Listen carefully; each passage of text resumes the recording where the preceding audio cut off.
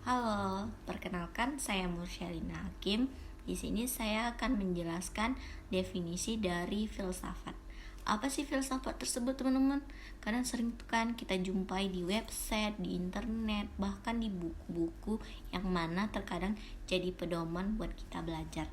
Tapi seringkali kita kurang memahami tuh apa sih arti dari filsafat itu sebenarnya. Nah, teman-teman, filsafat itu adalah upaya manusia untuk memahami, untuk merenungkan pertanyaan-pertanyaan yang sering mendasar, yang sering kita jumpai, seperti tentang eksistensi, pengetahuan, ilmu-ilmu, tentang tentang etika, bahkan tentang realistis. Nah, pemikiran seperti apa sih teman-teman yang harus kita miliki untuk memahami filsafat tersebut? Yang harus kita miliki adalah pemikiran kritis dan tentunya analis. Gunanya untuk apa? Untuk mencari lebih dalam pemahaman-pemahaman tentang fundamental-fundamental yang ada di kehidupan nyata. Nah, selanjutnya saya akan menjelaskan dan memberikan definisi dari filsafat dari beberapa para ilmuwan. Selanjutnya ada definisi filsafat dari beberapa pakar ilmuwan.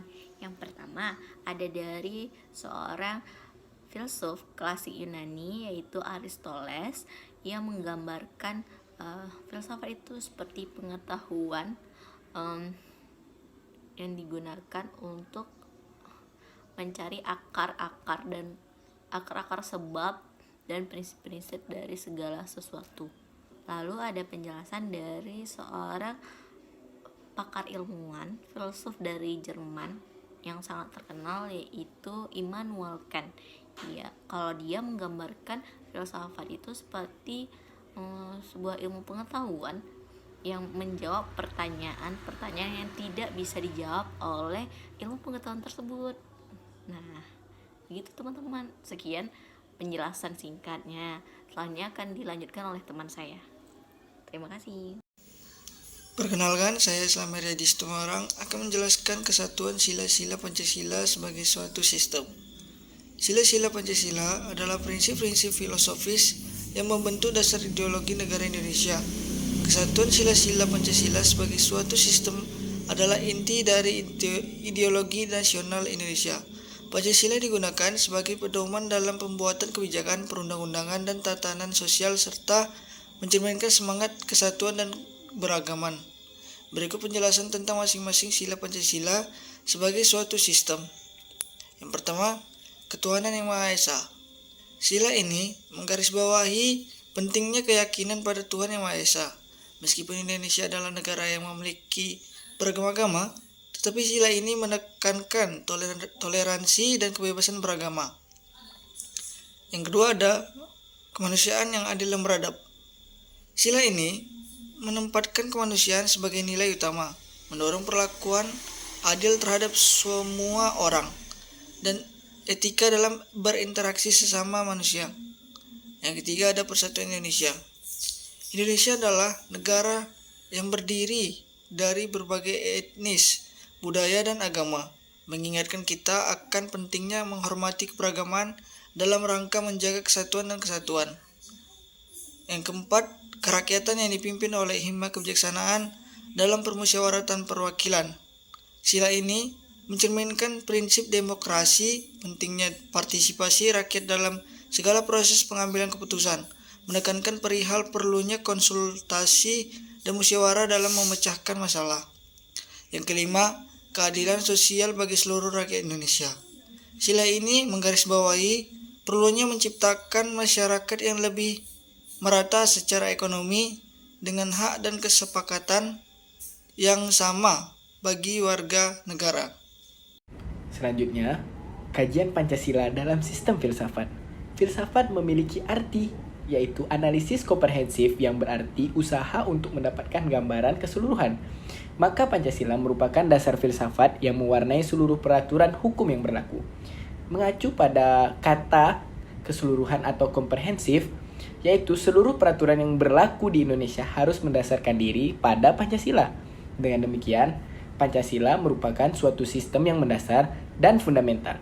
Ketika suatu sistem itu sudah mendasar dan fundamental, maka sistem tersebut dapat dinamakan sebagai sistem filsafat. Pembahasan yang akan saya jelaskan adalah tentang kajian Pancasila sebagai sistem filsafat. Filsafat memiliki arti analisis komprehensif yang berarti usaha untuk mendapatkan gambaran keseluruhan. Maka, Pancasila merupakan dasar filsafat negara yang mewarnai seluruh peraturan hukum yang berlaku. Mengacu pada kata komprehensif atau menyeluruh, yaitu seluruh peraturan yang berlaku di Indonesia harus mendasarkan diri pada Pancasila. Dengan demikian, Pancasila merupakan suatu sistem yang mendasar dan fundamental. Ketika suatu sistem mendasar dan fundamental, maka sistem tersebut dapat dinamakan sebagai sistem filsafat. Assalamualaikum warahmatullahi wabarakatuh. Kali ini saya akan membaca hasil rangkuman kelompok kami tentang Pancasila sebagai sistem filsafat. Pancasila sebagai sistem filsafat merupakan bahan renungan yang menggugah kesadaran para pendiri negara, termasuk Bapak Soekarno. Perenung mengalir dalam upaya untuk menemukan nilai-nilai filosofi yang dimiliki oleh bangsa Indonesia. Meskipun demikian, sistem filsafat merupakan suatu proses yang berlangsung secara kontinu, sehingga perenung awal yang dicetuskan oleh para pendiri negara dapat digunakan sebagai bahan baku yang dapat dan akan terus merangsang pemikiran para pemikir dan generasi berikutnya. Sekian, terima kasih.